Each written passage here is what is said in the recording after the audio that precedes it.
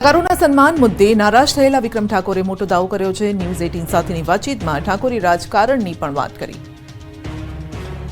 કલાકારોના સન્માનનો મુદ્દો ઉઠાવ્યા બાદ વિક્રમ ઠાકોરે મોટો દાવો કર્યો છે। ન્યૂઝ 18 સાથેની વાતચીતમાં વિક્રમ ઠાકોરે દાવો કર્યો કે મેં અવાજ ઉઠાવ્યો તે બાદ દરેક સમાજના કલાકારોને ન્યાય મળ્યો છે।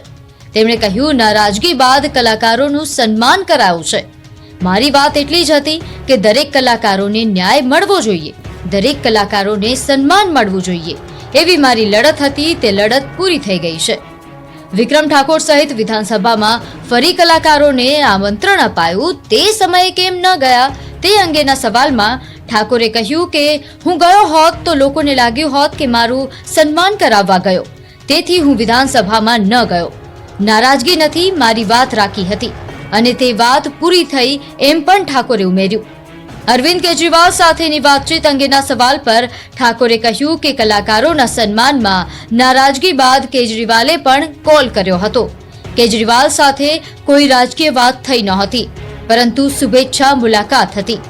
દિલ્હીના મુખ્યમંત્રી હતા ત્યારે પણ તેમને મળવા ગયો હતો। જો કે હવે આ મુદ્દો રાજકીય બની ગયો છે એમ પણ ઠાકોરે ઉમેર્યું। તેમણે કહ્યું કે રાજકારણમાં આવવાનો હાલ કોઈ નિર્ણય નથી, પરંતુ રાજકીય પાર્ટીમાં ગયા વગર સમાજ કાર્ય સાથે જોડાયેલો રહીશ। શનિ અમાવસ્યે એક ધારાસભ્યની પહેલે હજારો ભક્તોને દર્શનનો લાભ મળ્યો। ડભોઈના કરનાળી કુબેર ભંડારી મંદિરના કપાટ ખુલ્યા। વડોદરાના ડભોઈના કરનાળી કુબેર ભંડારી મંદિરમાં ટ્રસ્ટીઓના વિવાદ વચ્ચે ધારાસભ્ય શૈલેષ મહેતાએ મંદિરના કપાટ ખોલ્યા। નોંધનીય છે કે કુબેર ભંડારી મંદિરના ટ્રસ્ટીઓના બે જૂથ વચ્ચે વિવાદ ચાલી રહ્યો હતો। તે વચ્ચે મહત્વની શનિવારી અમાસ હોવાથી મોટી સંખ્યામાં ભક્તો મંદિરે દર્શન માટે પધાર્યા, તેથી ધારાસભ્ય શૈલેષ મહેતાએ ભક્તો માટે મંદિરના કપાટ ખોલ્યા। આ ઉપરાંત પૂજારીઓ સાથે બેઠક કરી મામલો શાંત પાડ્યો। હજારોની સંખ્યામાં ભક્તો મંદિરે આવતા હોવાથી ડભોઈ પોલીસે ચુસ્ત પોલીસ બંદોબસ્ત ગોઠવ્યો હતો। આ સાથે જ ધારાસભ્યની પહેલથી 25 વર્ષથી એકાદશીએ દર્શને જતા દર્શનાર્થીઓ પહેલીવાર અમાસે કપાટ ખોલવાનો અવસર મળ્યો હતો। ધારાસભ્ય શૈલેષ મહેતાએ મંદિરના કપાટ ખોલી દર્શન ખુલ્લા મૂકતા ભક્તોએ પ્રભુના દર્શન કર્યા હતા। નાણાકીય વ્યવહારો અને વહીવટી મુદ્દે ચેરિટી કમિશનનો વચગાળાનો હુકમ છતાં મંદિરના પૂજારીઓને છૂટા કરતા વિવાદ વકર્યો હતો અને અમાસના દિવસે જૂના પૂજારીઓને મંદિરમાં પ્રવેશબંધી થતા પૂજારીઓએ વિરોધ કર્યો હતો। સૌરાષ્ટ્ર સહિત રાજકોટ પાણીના પ્રશ્ને આત્મનિર્ભર બને તેવા પ્રયાસો થઈ રહ્યા છે। રાજકોટ માટે એક સમય એવો હતો જ્યારે પાણી માટે વલખા મારવા પડતા। જો કે સૌની યોજના મારફતે નર્મદાનું પાણી રાજકોટને મળતા મહદઅંશે પાણીની સમસ્યા ઓછી થઈ છે, પરંતુ હાલ રાજકોટ ફક્ત નર્મદા પર નિર્ભર બન્યું છે। તેથી રાજકોટને પાણી માટે આત્મનિર્ભર બનાવવા તરફ ઘણા સમયથી ચર્ચાઓ થઈ રહી છે। તે વચ્ચે જળશક્તિ મંત્રાલય પણ આ વિષયમાં વિચાર કરી રહી છે। હાલ રાજકોટમાં ગીર ગંગા ટ્રસ્ટ દ્વારા જળ સંચય મામલે કાર્ય કરવામાં આવી રહ્યું છે, પરંતુ રાજકોટ શહેરની નર્મદા નીર પરની નિર્ભરતા દૂર થાય તે માટે નવા જળાશયો બનાવવામાં આવે તે પણ જરૂરી છે। ચોમાસા દરમિયાન રાજકોટને પીવાનું પાણી પૂરું પાડતા જળાશયો ઓવરફ્લો થઈ જાય તો પણ 8 મહિના નર્મદા નીર પર આધાર રાખવો પડે છે।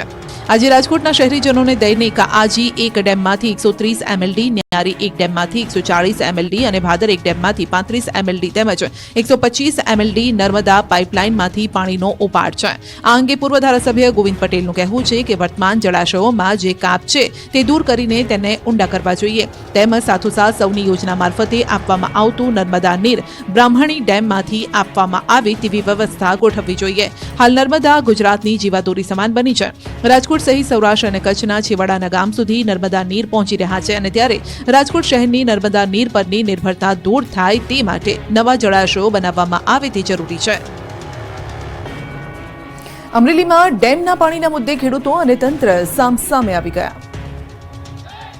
ડેમના પાણી મુદ્દે તંત્ર અને ખેડૂતો આવી ગયા સામસામે। અમરેલીના રાજુલા તાલુકાના ધારેશ્વર ગામ પાસે ધાતરવડી એક ડેમના પાણી મુદ્દે ખેડૂતો લડી લેવાના મૂડમાં છે, જેને લઈ ખેડૂતો દ્વારા સભા યોજવામાં આવી હતી, જેમાં આ ડેમના પાણીને લઈ ચર્ચા કરવામાં આવી અને રાજુલા પ્રાંત કચેરી ખાતે પહોંચી આવેદનપત્ર પાઠવવામાં આવ્યું। મહત્વનું છે કે વર્ષ 1972માં ખેતી સિંચાઈના ઉદ્દેશ્યથી આ ડેમ બનાવવામાં આવ્યો। ત્યારબાદ વર્ષ 1987માં દુષ્કાળની સ્થિતિ સર્જાતા રાજુલા શહેરને પીવાનું પાણી પૂરું પાડવા માટે ધાતરવડી એક ડેમમાંથી પાઇપલાઇન દ્વારા રાજુલાને પાણી આપવામાં આવ્યું, જેમાં માટે તમામ લોકોએ સંમતિ પણ દર્શાવી હતી, પરંતુ હવે તંત્ર દ્વારા આ પાઇપલાઇનને મોટી કરવાની કવાયત હાથ ધરવાની હિલચાલ શરૂ થતા ખેડૂતો રોષે ભરાયા છે. કેટલાક ખેડૂતોએ એવો પણ આરોપ લગાવ્યો કે આ ડેમનું પાણી ખાનગી કંપનીઓને આપવા માટે ખેડૂતોના હકના પાણી પર તરાપ મારવામાં આવી રહી છે.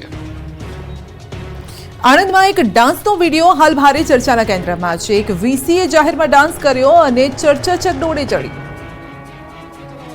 વિદ્યાર્થીઓમાં કલા અને સંસ્કૃતિ પ્રત્યે જાગૃતતા વધે તે માટે કોલેજ દ્વારા કલ્ચરલ કાર્યક્રમ થતા હોય છે.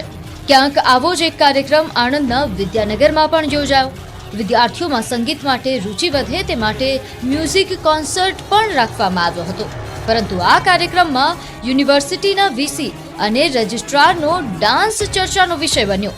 આંખ મારે ઓ લડકી આંખ મારે સોંગ પર સ્ટેજ પર વીસીના પગ થિરકવા લાગ્યા. અહીં સવાલ વીસીના પદની ગરિમાનો છે.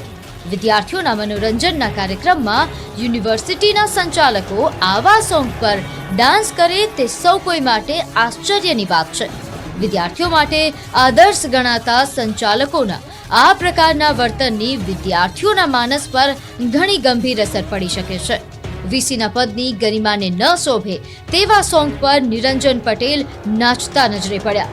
આણંદ વિદ્યાનગરના સરદાર પટેલ યુનિવર્સિટીનો આ વિડીયો વાયરલ થઈ રહ્યો છે અને લોકચર્ચાનો વિષય એ રહ્યો કે શું આવા પ્રોગ્રામમાં વીસી જેવા મહત્વના હોદ્દા પર બિરાજેલ વ્યક્તિઓ આવા સોંગ પર ડાન્સ કરે તે કેટલું યોગ્ય. જો તમે બજારમાંથી ઘી ખરીદી રહ્યા છો તો આ સમાચાર અચૂક જોઈ લેજો. બજારમાંથી કોઈ પણ ખાધી ચીજો ખરીદતા પહેલા એકવાર ચેક જરૂર કરી લેજો, કારણ કે નકલ અને ભેળસેળ તમારા આરોગ્યને નુકસાન પહોંચાડી શકે છે. અમદાવાદમાં આવા જ શંકાસ્પદ ક્રીમનો જથ્થો ઝડપાયો. એએમસીના ફૂડ વિભાગે કાર્યવાહી કરી આ જથ્થો પકડ્યો છે. શહેરના નરોડા ખાતે આવેલા શ્રીનાથ એસ્ટેટમાંથી આ શંકાસ્પદ ક્રીમનો જથ્થો ઝડપાયો. આ દરોડામાં એએમસીએ અંદાજિત 1200 કિલો ક્રીમનો જથ્થો પકડ્યો છે. એએમસીના આરોગ્ય વિભાગના મતે આવા શંકાસ્પદ ક્રીમમાંથી નકલી ઘી બનતું હોવાની પ્રાથમિક માહિતી છે. શિવશંભુ ડેરી પ્રોડક્ટ્સ નામની ચાલતી આ કંપનીમાં આવા શંકાસ્પદ ક્રીમને બનાવવા મિલ્ક પાવડર અને પામોલિન તેલનો ઉપયોગ કરાતો હતો. એટલું જ નહીં, ફેટ અને વજન વધારવા માટે પામોલિન તેલનો ઉપયોગ થતો હતો. તપાસમાં ખુલ્યું છે કે તમામ વસ્તુને એકત્ર કરીને ક્રીમના નામે માર્કેટમાં વેચાણ થતું હતું. હાલમાં એએમસીના ફૂડ વિભાગની ટીમે સેમ્પલ લઈને લેબમાં મોકલ્યા છે. સાથે જ ડેરીનું લાયસન્સ પણ રદ કરી દીધું છે.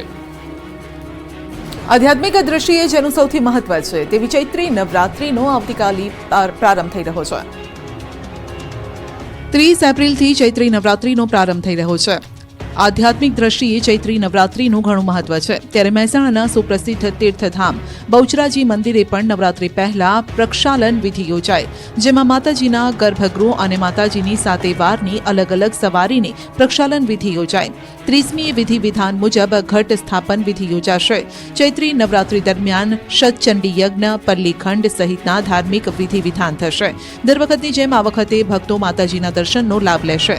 દર વર્ષે ચૈત્રી પૂનમના દિવસે 15 લાખથી વધુ ભક્તો મા બહુચરના પાવનકારી દર્શનનો લાભ લેતા હોય છે. આદ્ર પંચમહાલના પાવાગઢમાં પણ વિશેષ તૈયારી કરાઈ છે. વહીવટીતંત્ર દ્વારા યાત્રાળુઓ માટે પીવાનું પાણી, એસટી બસ, પાર્કિંગ સહિતની વ્યવસ્થા ઉપલબ્ધ કરાવવામાં આવી છે. મંદિર ટ્રસ્ટ દ્વારા ભોજનશાળા અને વિશ્રામ ગૃહનો પણ પ્રથમ નોરતેથી ભક્તો માટે પ્રારંભ કરાશે. ભક્તોને પ્રસાદ પૂરતા પ્રમાણમાં મળી રહે તે માટે પણ સુચારું આયોજન કરાયું છે. રોપવે અને મંદિર ખોલવાના સમયમાં પણ ફેરફાર કરાયો છે. ચૈત્રી નવરાત્રીમાં પાવાગઢ ખાતે મોટી સંખ્યામાં ભક્તો દર્શન માટે આવતા હોય છે. નર્મદા નદીની પરિક્રમા કરવા જતા ભક્તોની સુવિધામાં વધારો કરાયો. નર્મદા નદીની પરિક્રમા કરતા લોકો માટે ખુશીના સમાચાર. હાંસોટના વમલેશ્વર ગામ ખાતે જેટીનું નિર્માણ કરાયું છે. રાજ્ય સરકાર તરફથી 21 કરોડના ખર્ચે જેટીનું નિર્માણ કરાયું. રાજ્યકક્ષાના પ્રધાન કુંવરજી હળપતિના હસ્તે જેટીનું લોકાર્પણ કરાયું. આ જેટીનું નિર્માણ થયા બાદ હવે પરિક્રમાવાસીઓ સરળતાથી નદી પાર કરી શકશે. દર વર્ષે અહીં 2 લાખથી 3 લાખ જેટલા લોકો પરિક્રમા માટે આવતા હોય છે, ત્યારે આ તમામ લોકોને સુવિધા મળશે. આ અગાઉ દહેજના મીઠી તલાઈ ખાતે જેટીનું નિર્માણ કરાયું હતું. હવે વમલેશ્વરમાં પણ જેટીની સુવિધા ઊભી કરાઈ છે. નર્મદા નદી દેશની એવી પહેલી નદી છે જેની પરિક્રમા થાય છે. મધ્યપ્રદેશના અમરકંટકથી નર્મદા મૈયાની પરિક્રમા શરૂ કરતા પરિક્રમાર્થીઓ માટેના છેલ્લા પડાવ સમાન હાંસોટના વમલેશ્વરમાં જેટીનું નિર્માણ કરાયું છે. દર વર્ષે પરિક્રમાવાસીઓની સંખ્યામાં વધારો થઈ રહ્યો છે. સામે વમલેશ્વરથી સામે કિનારે મીઠી તલાઈ જવા માટે બોટની ઓછી સંખ્યા તથા સુવિધાના અભાવે મુશ્કેલી પડતી હતી.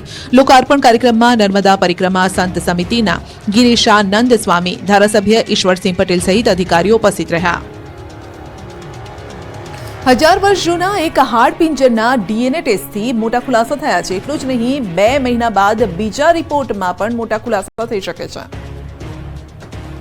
ઐતિહાસિક નગરી વડનગરમાં વર્ષ 2019માં ઉત્ખનન દરમિયાન ભારતીય પુરાતત્વીય વિભાગને એક યોગ મુદ્રામાં એક કંકાલ મળી આવ્યું હતું. પ્રાથમિક અનુમાન મુજબ આ કંકાલ 1000 વર્ષ જૂનું હોવાનું અનુમાન લગાવવામાં આવ્યું હતું. જે બાદ લખનૌના બિરબલ સાહની ઇન્સ્ટિટ્યૂટ ઓફ આર્કિયોલોજીમાં ડોક્ટર નીરજ રાય ગુપ્તા દ્વારા આ ડીએનએ ટેસ્ટ કરવામાં આવ્યો હતો. ટેસ્ટ દરમિયાન આ કંકાલના દાંત અને કાનના હાડકાના સેમ્પલ લેવામાં આવ્યા હતા અને ટેસ્ટ કરાતા તેમાં ચોંકાવનારા ખુલાસા થયા છે. લખનૌથી આવેલા રિપોર્ટ મુજબ યોગ મુદ્રામાં મળી આવેલા આ કંકાલ 1000 વર્ષ જૂનું હોવાનું સામે આવ્યું છે. હવે અન્ય વૈજ્ઞાનિક પરીક્ષણોમાં આ રિપોર્ટ પ્રાચીન રહસ્યમય નગરી વડનગરના ભેદ ઉકેલવામાં મદદ કરી શકે છે. પ્રાથમિક અનુમાન મુજબ આ કંકાલની જગ્યાએ વર્ષો પહેલા બૌદ્ધ યોગ સાધના કેન્દ્ર હોવાની સંભાવના સેવાઈ રહી છે. ભૂતકાળમાં ભારતના વિવિધ રાજ્યો અને મધ્ય એશિયામાંથી પણ લોકો અહીં આવતા હોય છે અને યોગ મુદ્રામાં મળેલું કંકાલ આ વાતને સમર્થન આપે છે. જો કે કંકાલના કાર્બન ડેટિંગ સહિતના અન્ય વૈજ્ઞાનિક પરીક્ષણો પણ કરવામાં આવી રહ્યા છે,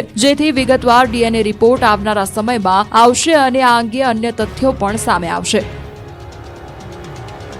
સૌરાષ્ટ્રવાસીઓને આજે મોટી ભેટ મળી છે. 3 વર્ષથી પેસેન્જર ફ્લાઇટ વિહોણા એરપોર્ટને મળી વિમાની સેવા. 3 વર્ષ સુધી પેસેન્જર ફ્લાઇટ વિહોણા એરપોર્ટ પર આખરે આજથી ફરી એક વિમાની સેવા શરૂ થઈ. એક પણ પેસેન્જર ફ્લાઇટ વગર પોરબંદર એરપોર્ટ છેલ્લા 3 વર્ષથી શોભાના ગાંઠિયા સમાન હાલતમાં હતું. ફ્લાઇટ વગરના એરપોર્ટની સુરક્ષા અને જાળવણીનો મોટો ખર્ચ સરકાર ઉઠાવી રહી હતી. ત્યારે આટલા વર્ષો બાદ ફરી એકવાર પોરબંદર મુંબઈ પોરબંદર વચ્ચે સ્પાઇસ જેટની ફ્લાઇટ કાર્યરત થઈ છે. આ ફ્લાઇટ પોરબંદર મુંબઈ પોરબંદર વચ્ચે સપ્તાહમાં 2 દિવસ ઉડાન ભરશે. આજે પ્રથમ દિવસે મુંબઈથી પોરબંદર આવેલ પેસેન્જર તથા અહીંથી મુંબઈ જઈ રહેલા પેસેન્જરનું એરપોર્ટ ઓથોરિટી તથા ફ્લાઇટ કંપની દ્વારા સ્વાગત કરવામાં આવ્યું. પોરબંદરથી મુંબઈ 5600 થી લઈને 6000 સુધી ભાડું રહેશે. અઠવાડિયામાં 2 વખત મંગળવાર અને ગુરુવારે ફ્લાઇટ ઉડાન ભરશે. મુંબઈથી સવારે 11:35 કલાકે ફ્લાઇટ ઉડાન ભરશે અને બપોરે 1 કલાકે પોરબંદર એરપોર્ટ ખાતે આવશે અને 1:25 કલાકે મુંબઈ જવા રવાના થશે. સામાન્ય રીતે મહાત્મા ગાંધીના જન્મસ્થળ અને કૃષ્ણ સખા સુદામાની જન્મભૂમિ હોવાના કારણે અનેક પ્રવાસીઓ અહીંની મુલાકાતે આવતા હોય છે. ત્યારે ફ્લાઇટની સેવા